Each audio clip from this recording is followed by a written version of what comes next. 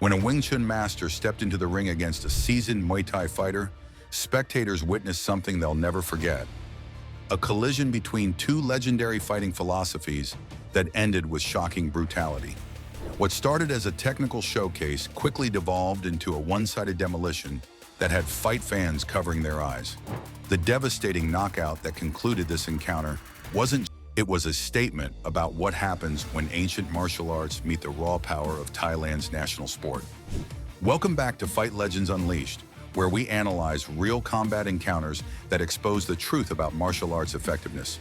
Today, we're breaking down one of the most controversial matchups in recent combat sports history.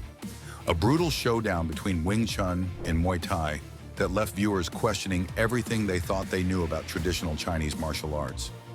In our featured analysis, we'll dissect the shocking knockout that occurred when Hair Guy, a Wing Chun practitioner, faced off against a bald Muay Thai specialist in what can only be described as a masterclass in violence.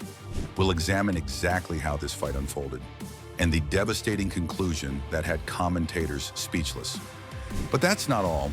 We're also diving into some additional encounters between Wing Chun masters and Muay Thai fighters that paint a complete picture of this ongoing martial arts rivalry. A Russian karate fighter's humiliation, an elderly master's surprising effectiveness, multiple championship-level confrontations, and a security guard who proved Wing Chun can work when properly applied. Our main event features what appeared to be a standard kickboxing match between two contrasting styles. Hair Guy, representing Wing Chun, entered the ring with the characteristic upright stance and centerline focus of his art. His opponent, simply known as Bald Guy, carried himself with the relaxed confidence typical of experienced Muay Thai practitioners. Right from the start, the differences in approach became immediately apparent. While Wing Chun emphasizes close-range combat and rapid hand strikes, Muay Thai utilizes the entire body as a weapon, particularly the devastating kicks and knee strikes that have made it famous worldwide. The first round began with both fighters feeling each other out. Hair Guy attempted to establish his Wing Chun game, throwing straight punches and attempting to control the centerline. However, Bald Guy's superior kicking game quickly became evident. A sharp teep kick caught Hair Guy square in the midsection, immediately establishing distance control. This was followed by a punch to the face that slipped through Wing Chun's supposedly impenetrable defense. The referee's intervention to prevent clinching revealed this was a kickboxing match rather than full Muay Thai rules, eliminating one of the art's most devastating weapons. Throughout the round, Hair Guy showed flashes of Wing Chun principles, the characteristic punching style and attempts at trapping. However, these moments were interspersed with what appeared to be kickboxing adaptations, suggesting cross-training that purists might frown upon. Approximately 15 minutes into the match, the second round began with renewed intensity. Both fighters came out more aggressively, but it was Hair Guy who would soon make a statement that reverberated through the martial arts community. The end came suddenly and brutally. After a brief exchange, Bald Guy momentarily lost his footing, a critical error at this level of competition. As he attempted to recover, Hair Guy's left hand found its mark with devastating precision. The Muay Thai fighter's head snapped back, his body went limp, and he crashed to the canvas in a heap. The knockout was so definitive that even veteran observers were shocked. In slow-motion replay, the perfect timing and placement of the strike became clear, a textbook example of Wing Chun's emphasis on centerline control.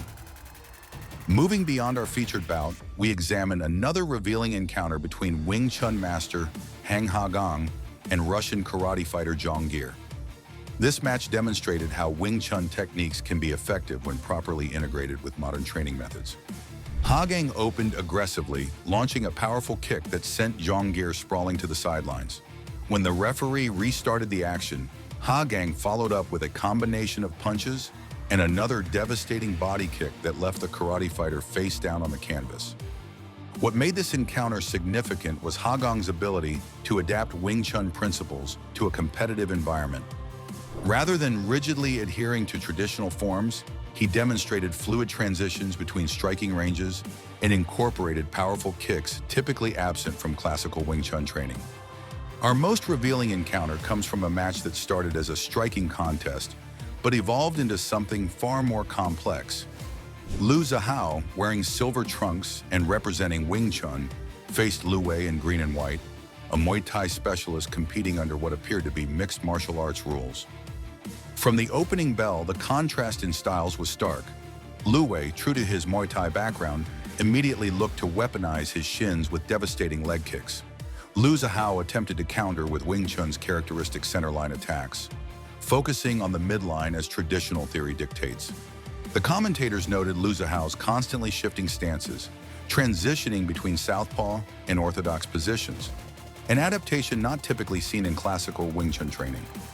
This stance switching suggested a practitioner who had modernized his approach, incorporating elements from other fighting systems.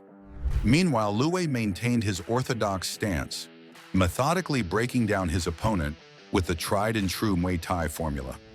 The leg kicks began accumulating damage early, with each strike visibly affecting Lu Zihao's mobility and stance stability. What made this fight particularly significant was its transition from a striking match to a grappling contest. As the second round progressed, Lu Wei's leg kicks had severely compromised Lu Zihao's ability to maintain distance or mount an effective offense. The Muay Thai fighter began pressing forward more aggressively, landing quality shots with those devastating leg kicks. The commentators noted the effectiveness of these strikes, observing how each impact further limited the Wing Chun practitioner's options. With approximately 50 seconds remaining in the second round, the fight took a dramatic turn. Lu Zihao shot for a takedown, bringing the fight to the ground territory where Muay Thai's limitations become painfully apparent. Once on the ground, the fight's outcome became inevitable. Lu Zihao quickly transitioned to mount position, demonstrating the value of cross-training in grappling arts. Lu Wei, clearly out of his element, offered little resistance as the Wing Chun fighter systematically improved his position. The end came swiftly and decisively. Lu Zihao took Lu Wei's back, secured his hooks, and slipped his arm under the chin for a rear naked choke. Within seconds, the Muay Thai practitioner was forced to tap out, surrendering to a technique completely absent from the traditional Muay Thai curriculum. One of our most revealing encounters featured Chilala, a Wing Chun hobbyist, against Ronan, a professional Muay Thai coach. Despite being just a hobbyist, Chilala demonstrated Wing Chun's effectiveness better than many traditional masters. Round 1 belonged entirely to Chilala. He scored a devastating flash knockout that sent the Muay Thai coach crashing to the canvas, his eyes rolling back momentarily. The knockdown came from a perfectly timed counter over Ronan's overextended cross, a textbook example of exploiting Muay Thai's power-focused approach. Chilala nearly finished the fight on the ground, securing a takedown and attempting an armbar before the 10-second ground limit forced a stand-up. Throughout the round, he used his reach advantage brilliantly, staying first to every exchange despite keeping his chin dangerously exposed. Round 2 told a completely different story. The Muay Thai coach adjusted tactics, using the same 1-2 combinations that had worked against him. More importantly, Chilala made a critical error. He forgot to breathe. The excitement of round 1 caused him to hold his breath, leading to rapid exhaustion. As fatigue set in, Ronan unleashed devastating strikes, chopping elbows, upward elbows, and multiple knockdowns. Chilala's hands dropped, his movement slowed, and his distance management crumbled. The professional coach's superior conditioning, developed through sport-specific training, proved decisive. The judges awarded a controversial split decision to Ronan, 19-18. While one judge heavily favored Chilala's first-round flash knockout, 2 others weighted the second round's sustained dominance more significantly. This fight highlighted crucial lessons. Cardio defeats technique when exhaustion sets in. Basic combinations work when properly timed, and adaptation between rounds can change everything. Chilala's practical approach to Wing Chun, focusing on what works rather than stylistic purity, proved more effective than traditional masters, even in defeat. What's your take on these matchups? Can traditional martial arts evolve to meet modern challenges, or are some systems simply outdated? Don't forget to subscribe for more unfiltered analysis of real martial arts encounters. Unleashed, a world of combat sports.